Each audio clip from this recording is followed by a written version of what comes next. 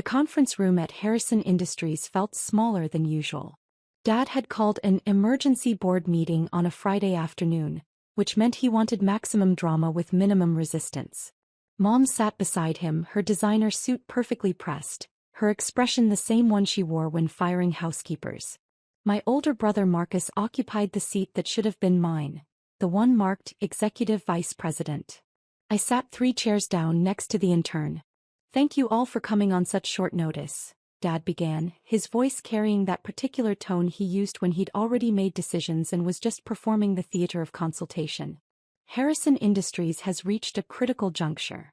We've been profitable, yes, but we're not optimized. We're not lean. We're not positioned for the aggressive expansion this market demands." I took a sip of water and said nothing. The conference table was Italian marble, cost more than most people's cars. The chairs were ergonomic masterpieces that Dad had imported from Denmark. The view overlooked downtown from the 42nd floor. None of this was technically his. "That's why I've brought in Stratton Consulting Group," Dad continued, gesturing to the 3 suits sitting opposite me. "They've conducted a comprehensive analysis of our operations, and their findings are enlightening." The lead consultant, a man with silver hair and a watch that cost more than my car, stood up. His presentation clicker made a soft sound as the first slide appeared. "Harrison Industries, restructuring for maximum efficiency. What we've discovered," Silverhair began, "is an organization burdened by redundant management layers, unclear reporting structures, and several positions that exist more out of historical precedent than operational necessity." Mom leaned forward. "Tell them about the cost savings. Our projections indicate that by streamlining management and eliminating redundant positions, Harrison Industries could reduce operational costs by 37% while actually improving decision-making speed and market responsiveness." Marcus grinned.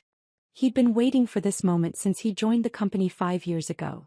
I'd been here for 7, but I'd never made a fuss about titles or corner offices. I just did my work, managed my projects, and apparently became invisible in the process. "The key," Silverhair continued, "is to consolidate authority in a clear chain of command. One vision, one direction, no confusion about who makes final decisions." Another slide appeared. Organization chart. Dad at the top, Marcus directly below as President and Chief Operating Officer, then a row of department heads. My name appeared in a small box labeled Special Projects Coordinator. A demotion of 3 levels. "Now, I know some of you might be concerned about these changes," Dad said, his tone suggesting he didn't actually care about anyone's concerns. "But this is about the future of this company. My father built Harrison Industries from nothing. I've grown it into what it is today. And Marcus will take it to heights we can only imagine. This requires sacrifice. This requires making tough decisions. Starting with unnecessary staff," Mom added, looking directly at me for the first time since the meeting began. The room went quiet. Everyone knew what unnecessary staff meant. The intern beside me shifted uncomfortably. "We'll be offering generous severance packages, of course," Silverhair said smoothly. "For those whose positions are being restructured. 3-month salary, continuation of benefits, outplacement services." I set down my water glass carefully. The sound of glass on marble seemed very loud. "Any questions?" Dad asked in a tone that suggested questions would be viewed as insubordination. James from accounting raised his hand tentatively. "What's the timeline for these changes?" "Effective immediately," Marcus said, speaking for the first time. "We're announcing the new structure Monday. Transition will be complete within 2 weeks." "This is about efficiency," Dad repeated. "About removing obstacles to growth.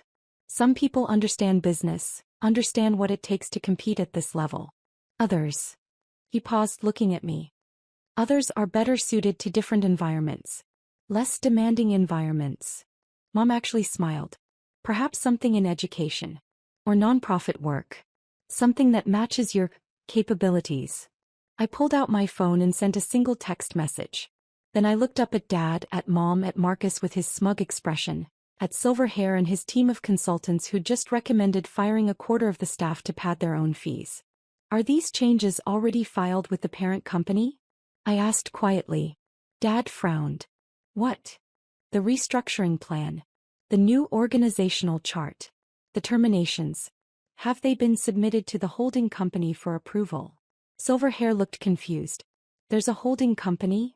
Of course there's no holding company, Dad said irritably. Harrison Industries is privately held. I own it. This is my decision to make.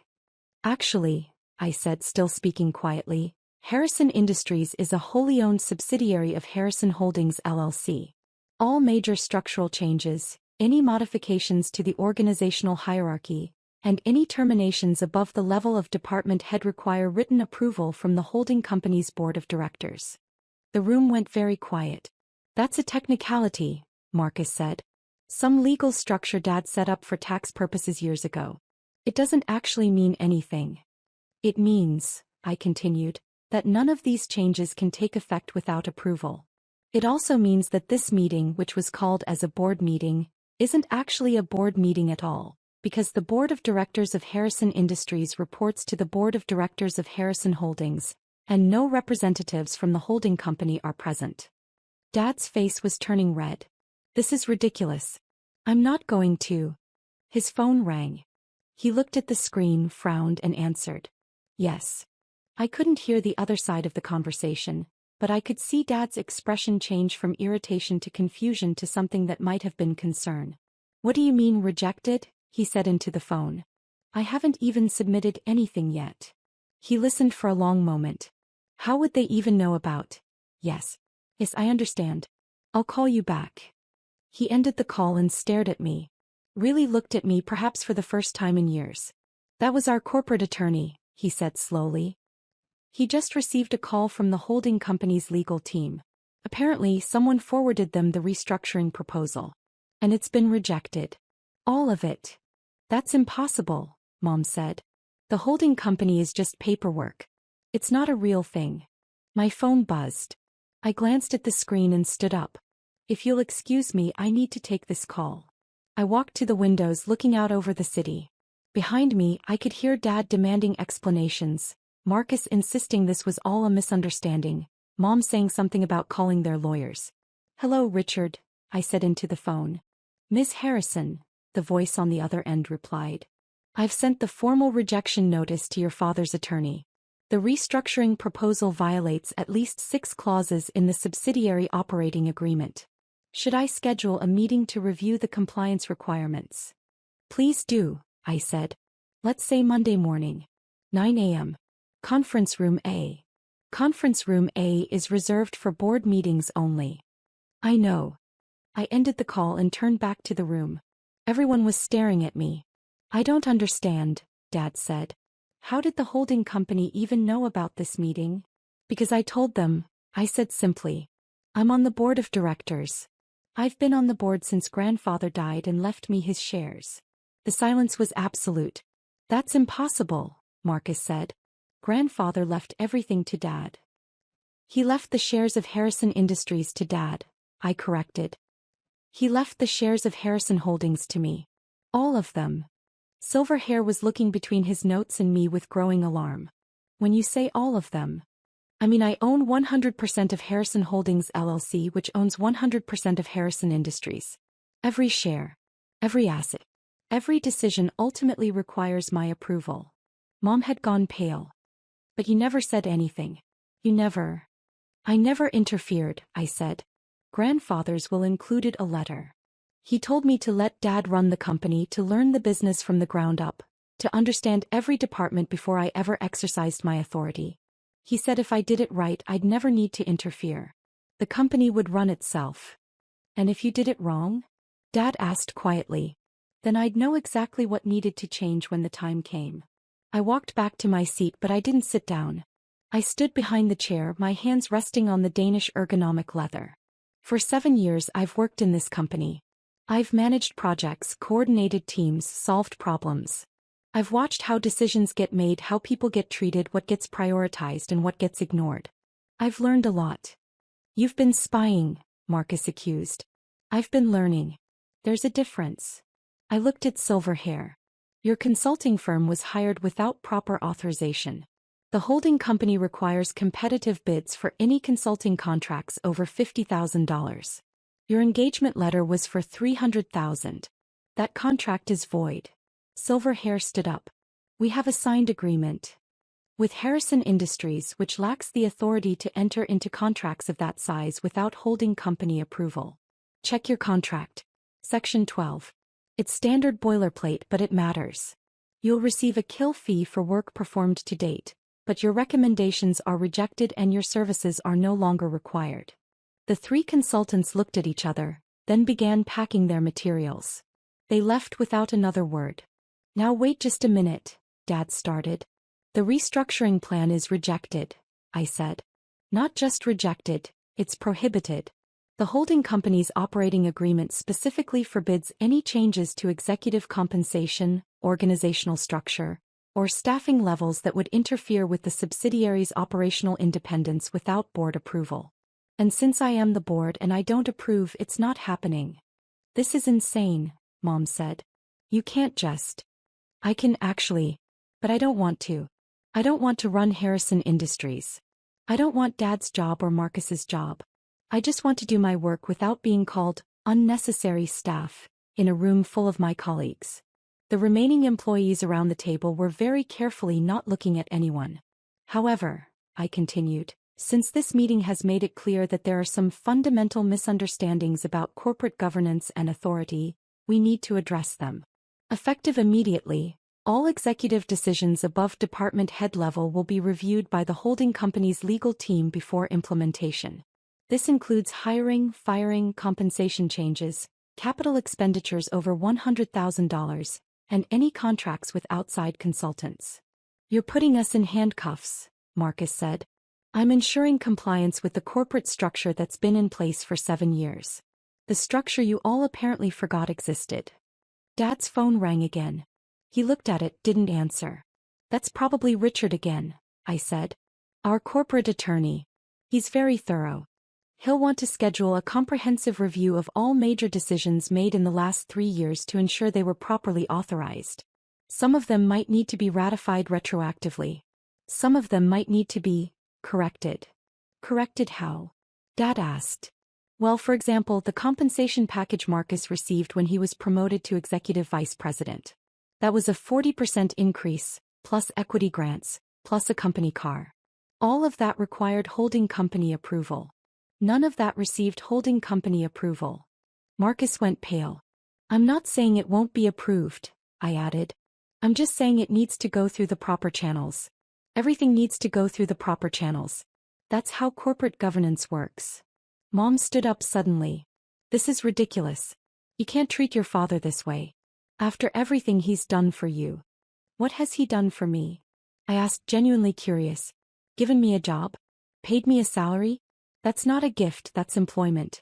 I work hard, I deliver results, I've earned every dollar. What I haven't earned is being called unnecessary staff in front of my colleagues because Dad wanted to give Marcus a bigger empire to rule. That's not what this was about, Dad said, but his voice lacked conviction. No? Then what was it about? Efficiency? We're profitable. We're growing. Customer satisfaction is at an all-time high. The efficiency problem only exists in Silverhair's PowerPoint presentation. This was about consolidating power, eliminating anyone who might question decisions, and creating a clear path for Marcus to take over without any complications. I looked at my brother. He was staring at the table. I'm not the complication, Marcus. The complication is that you want to run a company you don't own, report to no one, and make decisions without oversight. That's not how this works. My phone buzzed again. I glanced at it. That's Richard. He needs me to sign off on some documents. The board meeting, the actual board meeting of Harrison Holdings, is scheduled for Monday at 9 a.m. All executive leadership of Harrison Industries is required to attend. We'll be reviewing the subsidiary operating agreement, discussing compliance requirements, and establishing new protocols for major decisions. I picked up my bag. One more thing, I said. That office you're sitting in, Dad? It's a beautiful office. Corner view, private bathroom, that ridiculous mahogany desk that cost $40,000. The lease is in the holding company's name. So is the lease for this entire floor. So is the lease for the company apartments, the executive parking spaces, and the corporate jet that Marcus has been using for weekend trips to Miami. I walked toward the door, then paused and turned back. I'm not taking any of that away. I'm not interested in being petty.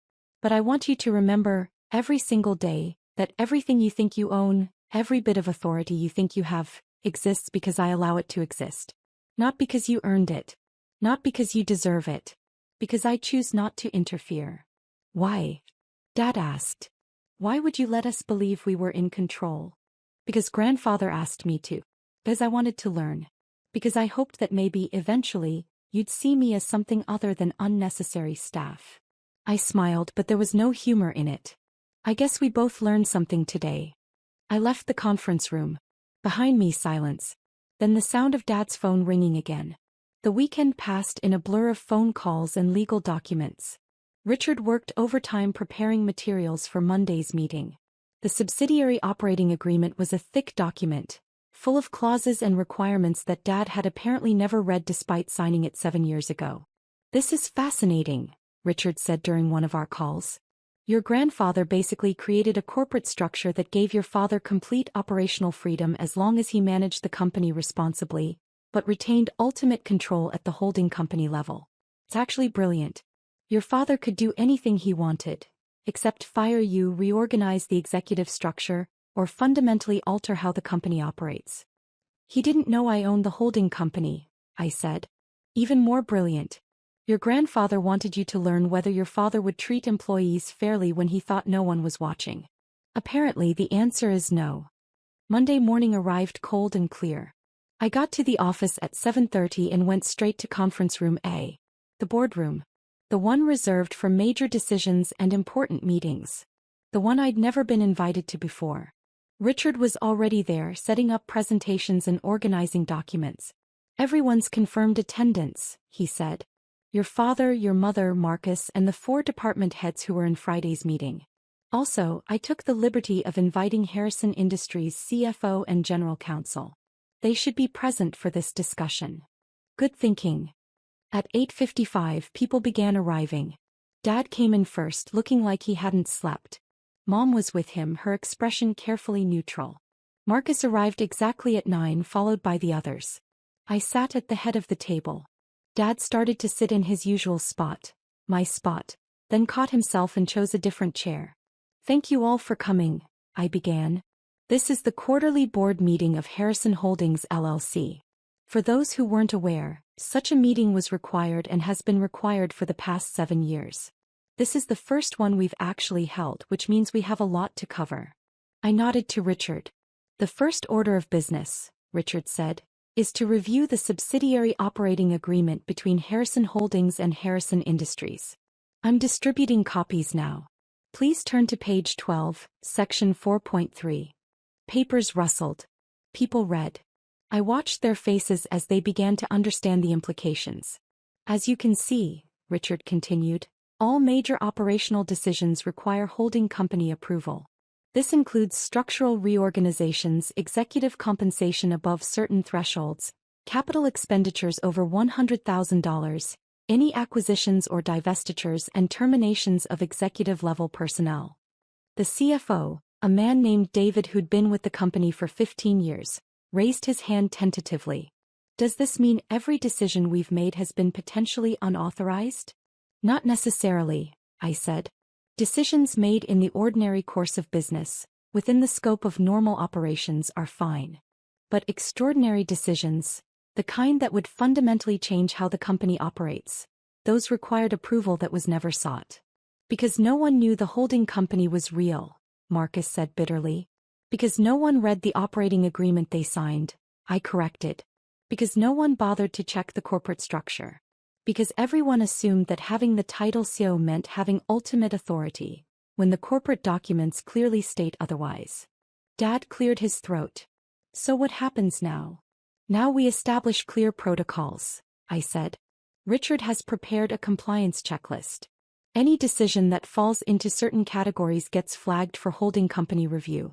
The review will be prompt, within 48 hours in most cases, but it will be thorough. This will slow everything down, Mom protested. It will slow down bad decisions, I replied. Good decisions made for sound business reasons will be approved quickly.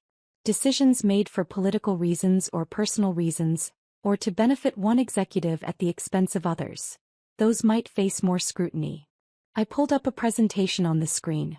Let's talk about specific examples, I said. Marcus, your compensation package. The one approved 3 years ago when you were promoted. Marcus shifted uncomfortably.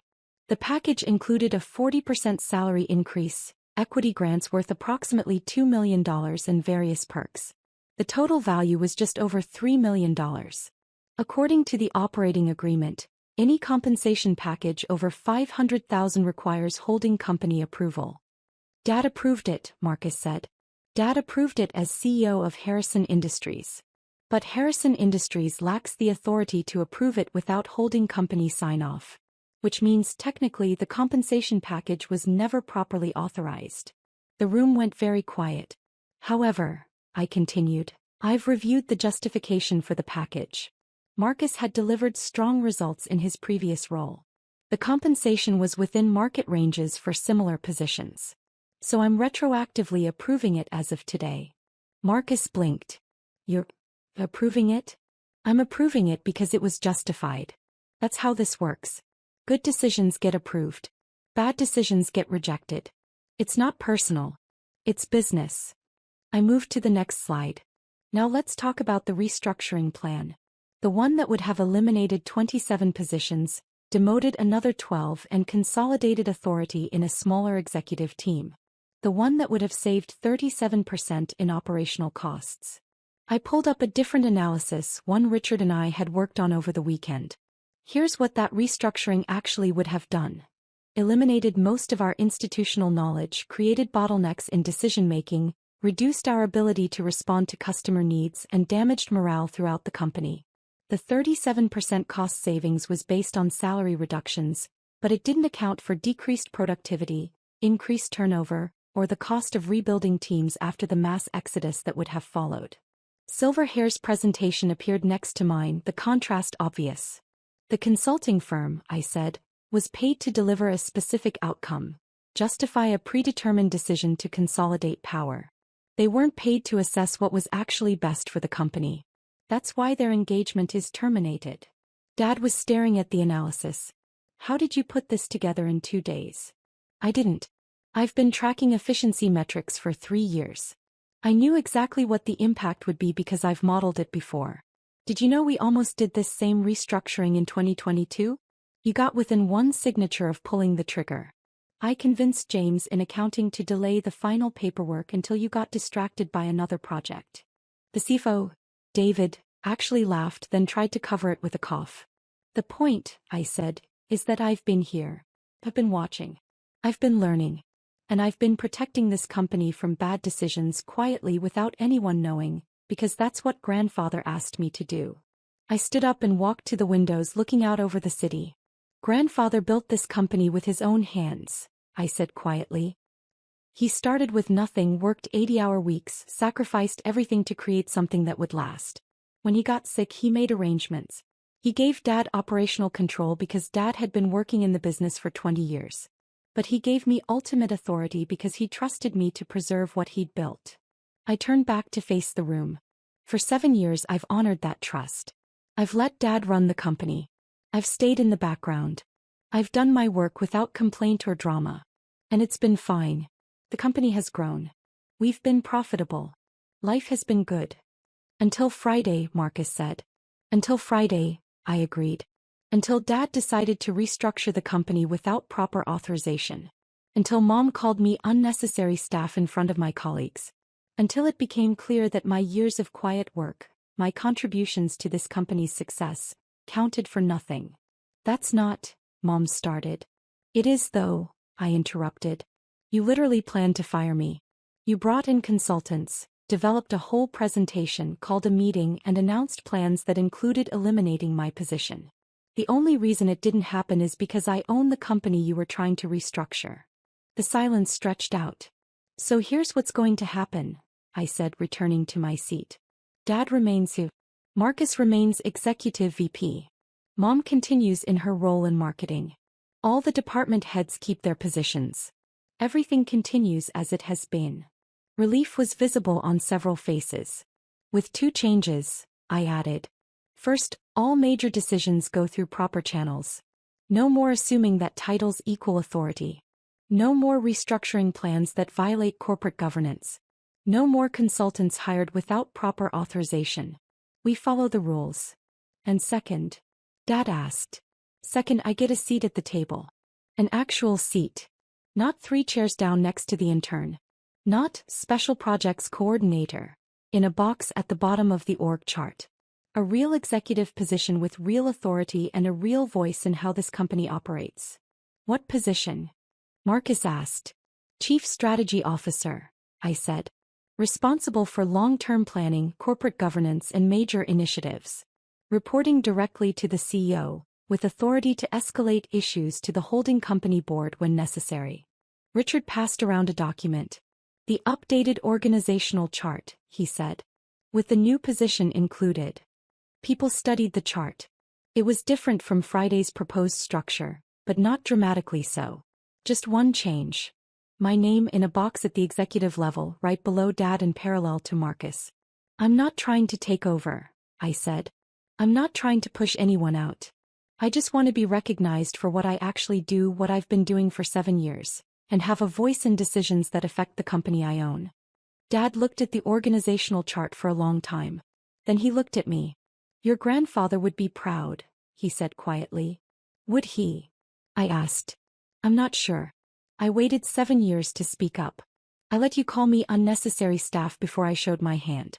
Maybe he would have wanted me to be stronger earlier. Maybe he would have wanted me to take control years ago. No, Dad said. He wanted you to learn. He told me that once, right before he died. He said you were smart but untested. He said you needed to understand the business from the inside before you could ever lead it. I didn't know what he meant at the time. I thought he was just rambling. He wasn't rambling, I said. He was teaching. Both of us.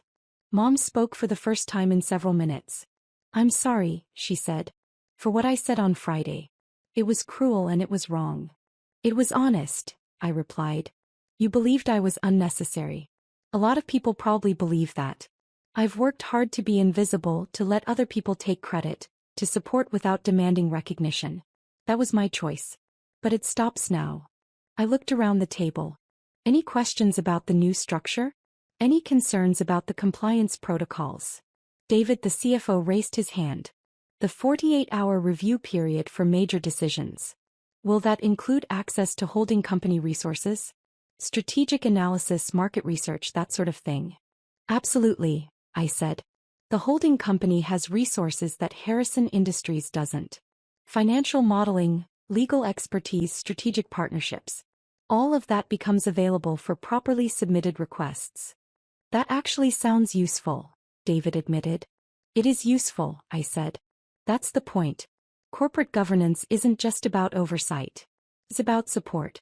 It's about making better decisions by having more information and more perspectives. The meeting continued for another hour. We reviewed financial reports, discussed upcoming projects, established new protocols. It was, in many ways, exactly the kind of meeting we should have been having for the past 7 years. As people filed out, Dad lingered. I really am sorry, he said. Not just for Friday. For not seeing you. For not understanding what you were doing all these years. You saw me, I said. You just saw someone who wasn't causing problems, who didn't demand attention, who did their work quietly. You saw exactly what I wanted you to see. Why? Because grandfather asked me to. Because I wanted to know if the company could run itself without my interference. Because I wanted to learn everything before I changed anything. I paused. And because I wanted to know if you'd value me for my work or just my name. And now you know. Tao, I know. Dad nodded slowly. Chief Strategy Officer. That's a good title. A real position. You'll do well. I've been doing well for 7 years, I reminded him. Now people will just know about it. He left. I stayed in the conference room looking at the empty chairs, the documents spread across the table, the organizational chart with my name finally in its proper place. My phone buzzed. A text from Richard. Congratulations. Your grandfather would indeed be proud. Maybe he would be. Maybe he'd planned this whole thing. The secret ownership, the years of quiet observation, the eventual confrontation.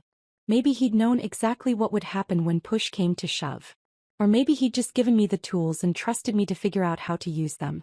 Either way, I'd learned my lesson. I'd learned how to lead by first learning how to follow.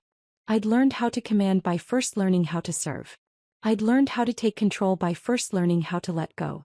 And I'd learned that sometimes the most powerful thing you can do is stay silent and wait for the right moment to speak. That moment had come. That moment had passed. And everything had changed. I gathered my materials and headed to my new office. The one Marcus had been using as a storage room for the past 2 years. It needed cleaning, needed furniture, needed everything. But it was mine. Earned, not given. Fought for, not inherited. And that made all the difference.